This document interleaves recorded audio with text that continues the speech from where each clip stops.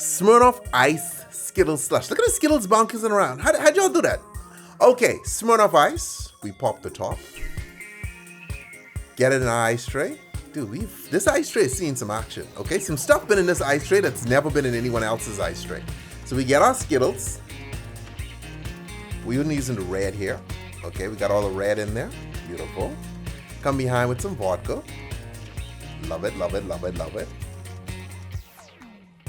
Seal that up. Give it a nice shake. So this Skittles vodka we're doing firstly. You have to strain Skittles vodka. I mean, you don't have to strain it, but it's good when you strain it because sometimes I have a lot of white stuff floating around. So we put ice cubes in there, our Smirnoff ice cubes, along with that Skittles vodka.